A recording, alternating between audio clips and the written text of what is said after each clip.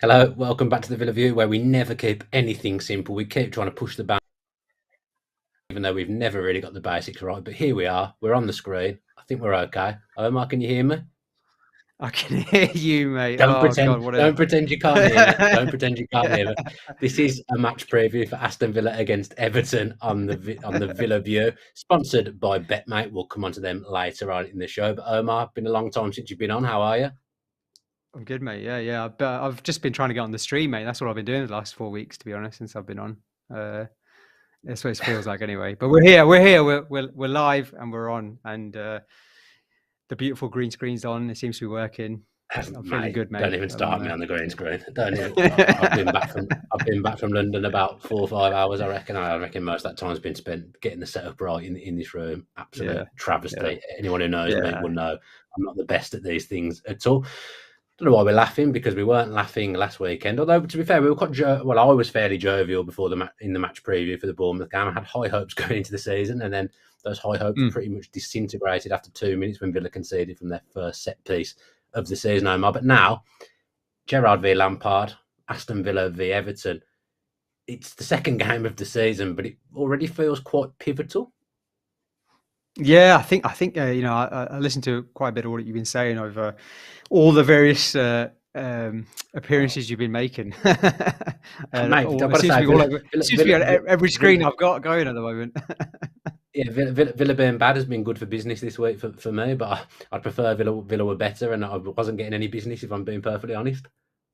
Yeah. No, but I think you've judged the feeling right of the fan base. I think I was, I quickly touched on the ball. I won't labour on it at all because I know you guys talked about it, and I think people want to move on from it. But I was surprised with the starting lineup, but I wasn't, unhappy with Mings not starting or anything like that. I wasn't surprised with that. I was surprised with other things.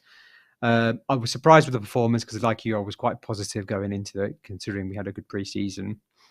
I was disappointed to see the similar problems that we had last season come up again, and us try and play a similar way that hasn't worked last season.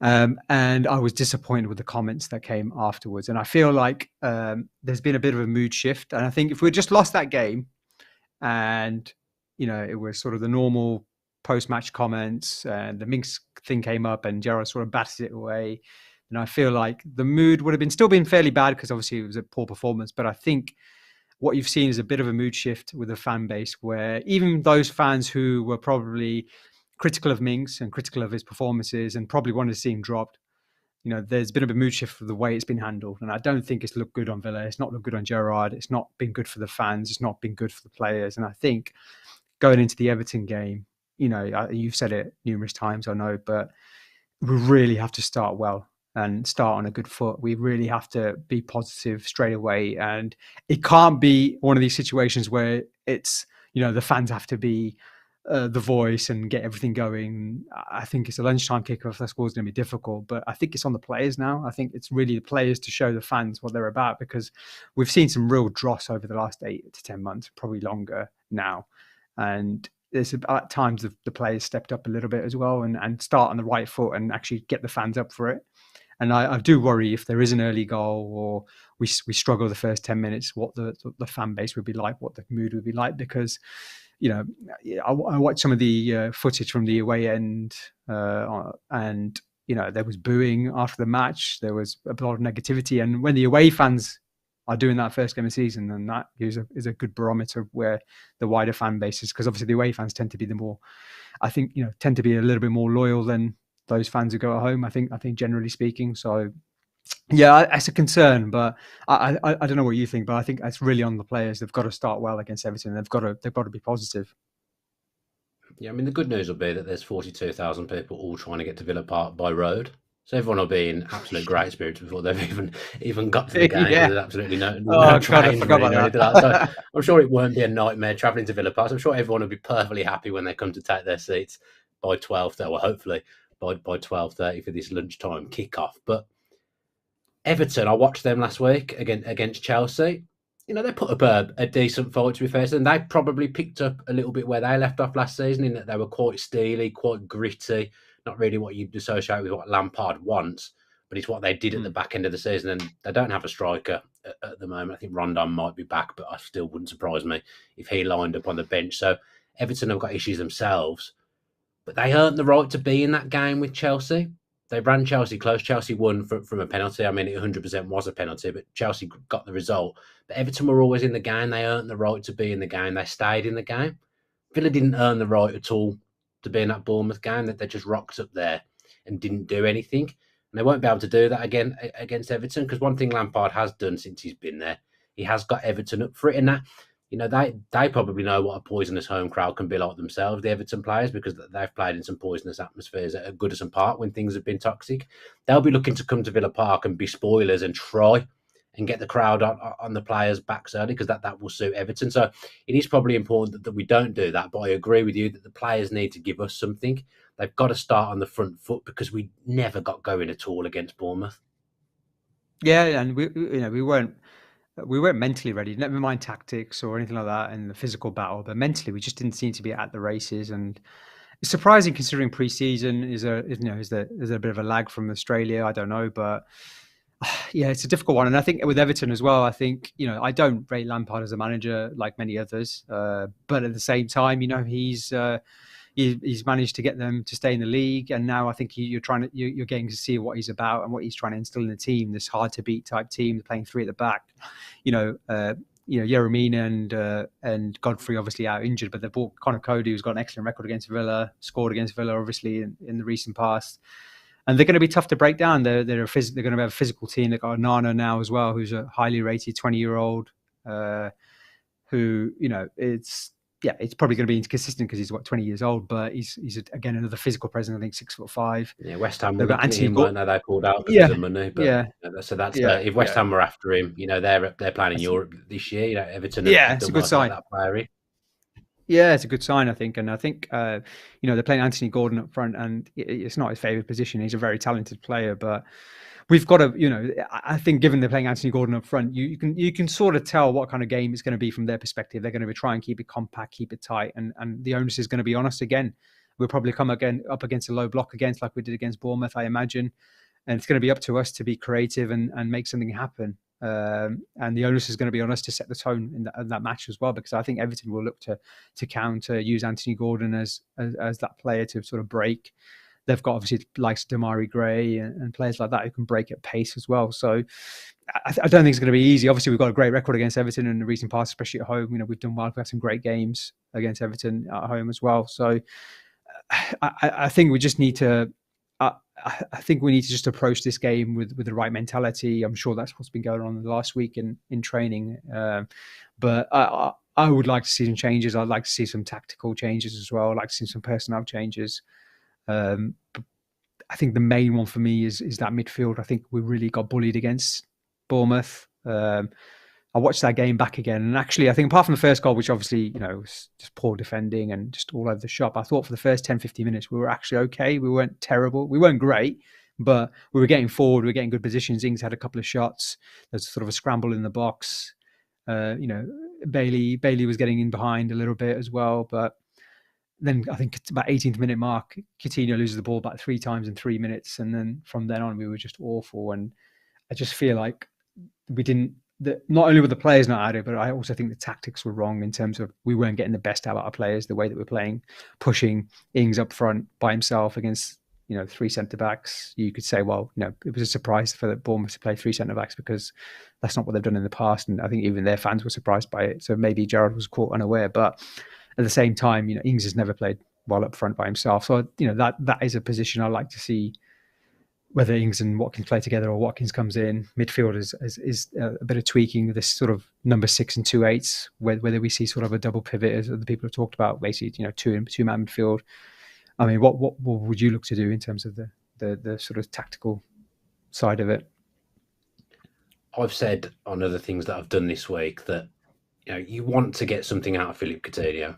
He's the magician in that Villa midfield. The way Villa was set up against Bournemouth, you were just never going to get the best out of him because there's no one to get the ball to him at speed. Obviously, Kamara, he's a good passer, but there's a lot of bodies to get through for him to get the ball to Coutinho, who's playing in a front three basically. So Douglas Luiz being an 8, I think if Coutinho's playing, makes complete sense to me, and you have to take out one of McGinn or Ramsey for that to happen, which I'm okay with.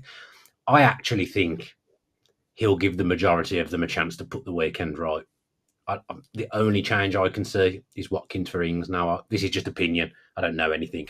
I could be absolutely miles off it with that statement. But I just think he'll give those guys another chance to go out there and try and put it right. But for me, I think if you're playing Coutinho, I think Watkins has to play to try and stretch teams and run the channels and try and make the pitch a little bit bigger. And I think Luiz has to play just because he's capable as an 8 of getting he's not perfect, but I think he's capable as an 8 of getting the ball to Philip Coutinho, and that's what Villa need to do. If you don't get the ball to him quickly and don't create space for him, there's no point in being there. I mean, he wasn't alone in having an off day against Bournemouth, but if you're playing that front three and you're not getting the ball, really, what's he supposed to do?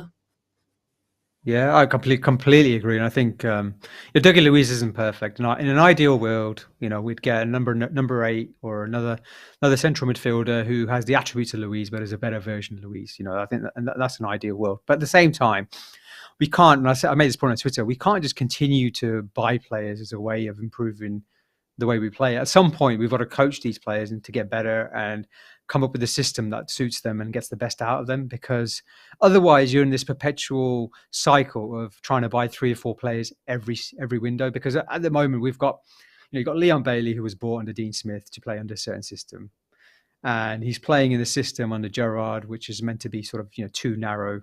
In an ideal world, meant to be 2 narrow wingers or 2 narrow number 10s. He's a wide midfielder. He's an out-and-out winger, and he's playing in the system. He's not suited to it. You've got 2 number 8s in McGinn and Ramsey, who are hustle and bustle, but have very similar attributes in terms of they like to break forward at speed. They like to break the play up. But in terms of their short game and their passing, and your point around passing in those pockets of space, that's not their game. They're not short. They're good at short passing. They're not good at 1-2s. They're not good at linking the play up. So at some point, there's going to be, unless we go and sell these players and buy a whole new team, at some point we've got to come up with a system that makes it work. And I think there's enough quality there in the likes of Luiz, even Tim Rogbottom, even if you played sort of 2 sitters, Kamara can play a number 8 as well. You could play Tim sitting, you could play Nakamba sitting. There's got to be a way where we can get the best out of these players. And I agree. I think you've got to play Luiz with Kamara. Whether you play Coutinho central role, you bring Buendia in, or whether you play McGinn further forward, because obviously McGinn's captain, you can't drop him really at this stage. Even though he was poor. And we talked at length about whether McGinn's the right choice and his level of consistency compared to Mings, all that nonsense. But there's no point going over that. But I think McGinn's played well for Scotland further forward, and that's where he's flourished. Is there a way that we get him further forward and play? You maybe play Luiz as number 8, but someone who sort of sits back a little bit with Kamara and helps start the play with him, because at times against Bournemouth, it was. Kamara was dropping into centre-back position, getting the ball. And it was this weird formation where we had 3 at the back, no one in midfield. And then there's sort of like a semicircle of 6 or 7 players at the front, where we had the fullbacks out wide, the wingers out wide, McGinn and Ramsey as inverted fullbacks, and then Ings, who was sort of drifting to the left. And it didn't work. So we need to think of a way, because again, like I said, we're going to come up against an Everton side who are going to be hard to beat, going to be tough to break down. We need to come up with a way where we're going to be able to get into those pockets, be able to make something happen.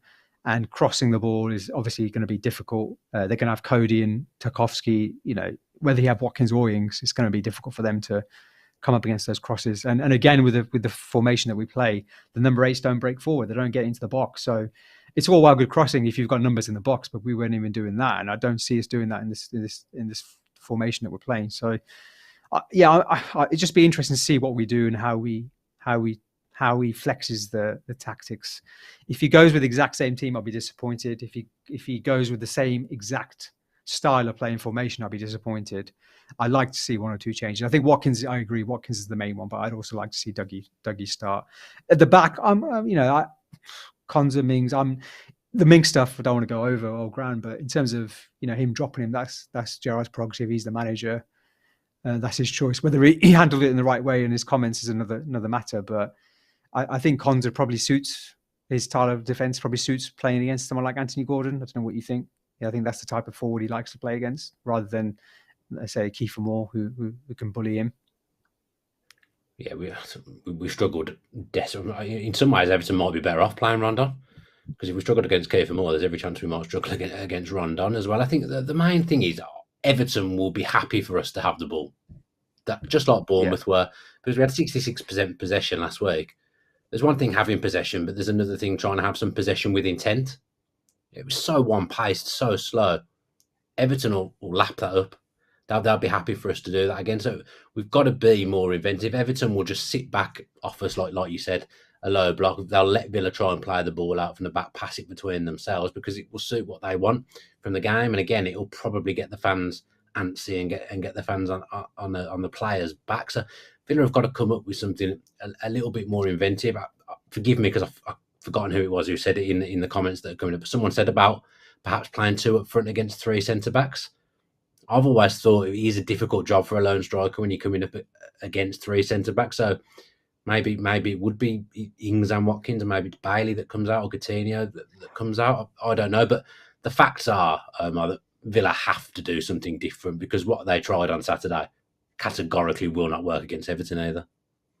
No. I know, like I said, it would be a similar type of game, and I think two could work. But it's this conundrum, isn't it? I think with Coutinho, can you drop him really? I think on his day, he's the exact type of player you want against Everton and Bournemouth. But maybe not Bournemouth away, because I think that's a different type of game. But Everton at home, where you're going to have all the ball, you need someone. You've got Buendia and Coutinho, 2 of the most creative players in the league, and on their day, they should be. This is the type of game where these types of players should flourish, where there's not much space. They need to play intricate passes. They need to play through balls in between the defenders. That's what they do best, Buendia and Coutinho. So you've got to find a way to get them both in the team, I think. And how you do that. Is there a shout for playing Buendia as an 8? Because he's good at pressing. He would be someone that could get the ball to Coutinho quickly. He can carry the ball. Yeah.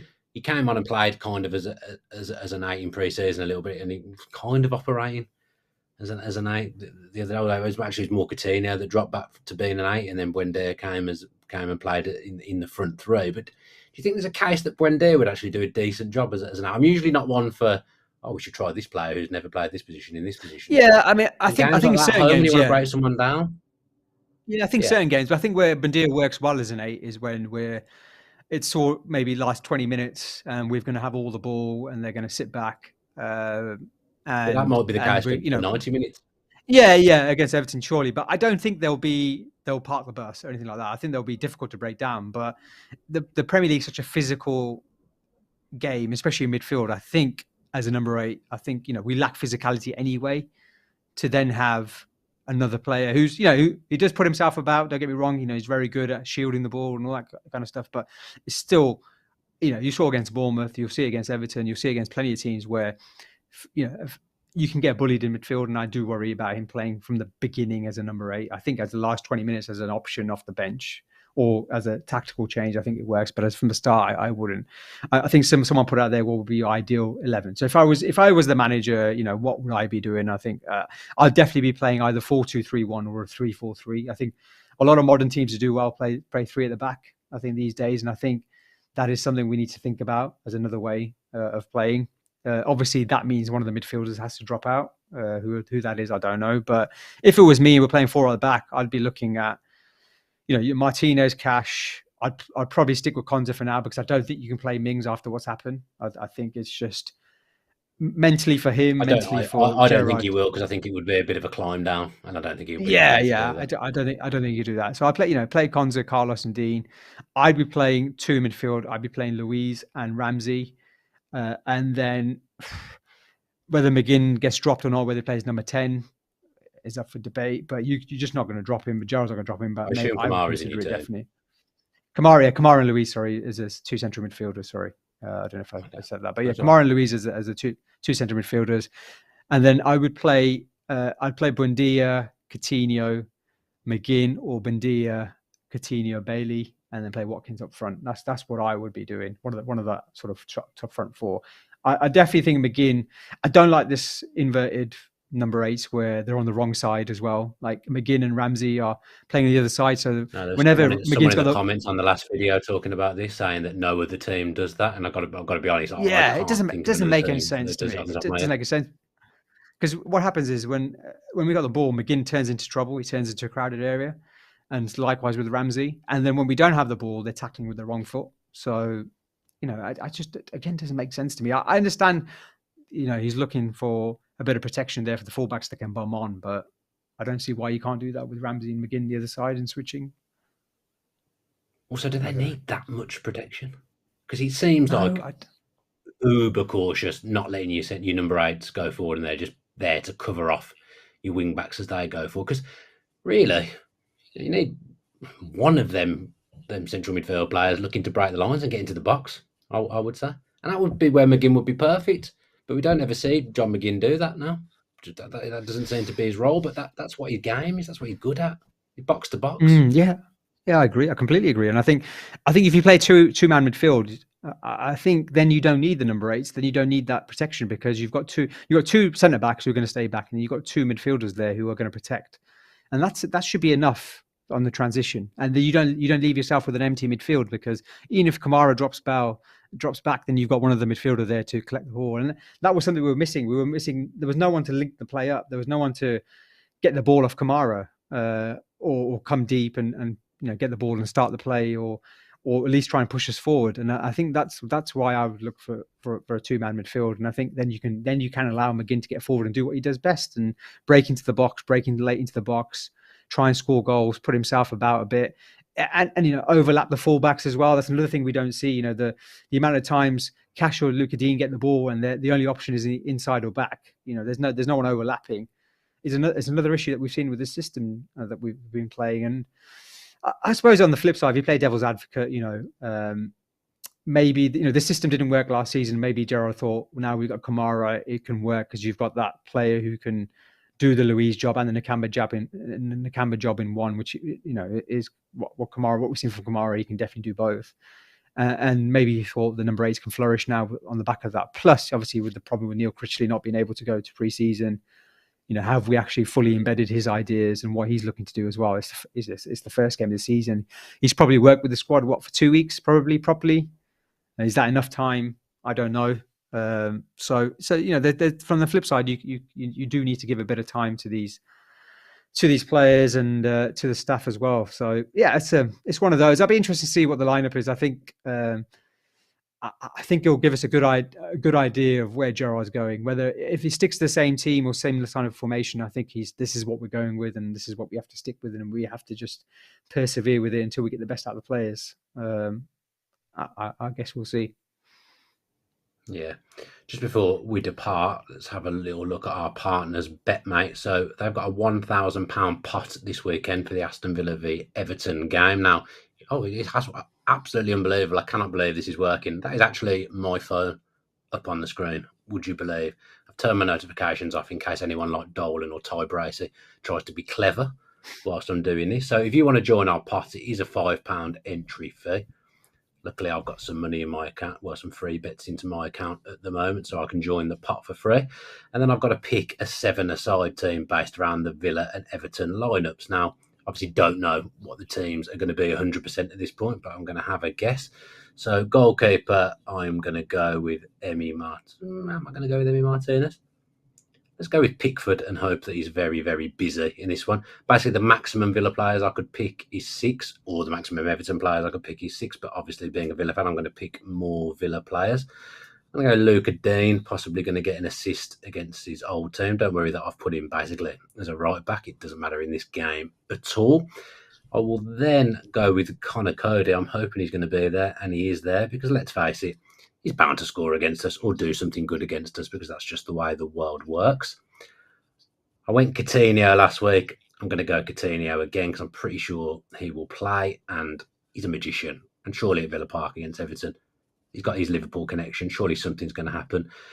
Let's back McGinn as well as captain of the club. Let's back him and get him in my midfield. And then what I've done here is left myself with nowhere really to go because Everton haven't got any strikers, although Anthony Gordon and Damari Gray are there. I will pick Ollie Watkins because I think he's probably going to play. and I will pair him with Leon Bailey, actually, because he scored against Everton last season, and that's completely sound logic as to why I would do that. I'm going to leave Coutinho as captain. I move here and then just have to pick my subs. They'll come on if someone doesn't play, so I'll keep it relatively simple. Hopefully I can count here. Hang on, can I count? No, I can't. I've got too many Villa players, so I've already come a cropper. Basically, all my subs now have got to be Everton players because I've used all the Villa options. So I will just do that because I don't really care about the subs. That's my team. I'm in the league, I believe, and now I've got a chance of winning my share of £1,000. I won a massive £11 of the Villa View pot last week, so hopefully I can improve on that. I think Dolan did better than me last week. I believe he won like 20 quid or 25 quid or something. So yeah, there's a chance to win some money. Yeah, there's a chance to win some money here if betting is your thing. It's low stakes. Obviously, always gamble responsibly. But if you want to have a go on our sponsors game, the full information of how it all works is on the Villa View social media channel. So do go and have a look at that.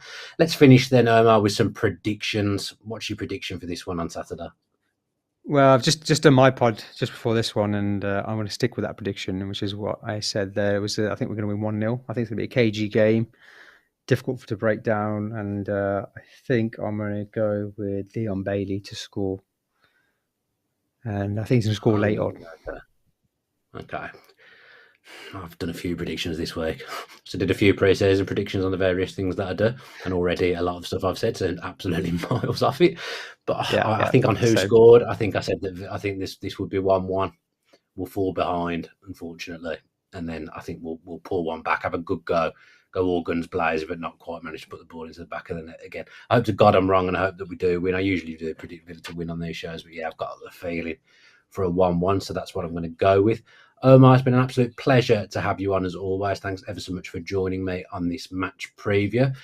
Villa View subscribers, well, actually, if you're not a subscriber, then please subscribe to the channel with your post notifications on so you know when the next video is coming. The next video will be a Purity post-match pint after the Everton game, probably on Monday. Hopefully, it'll be a more pleasant one than the Bournemouth post-match pint was.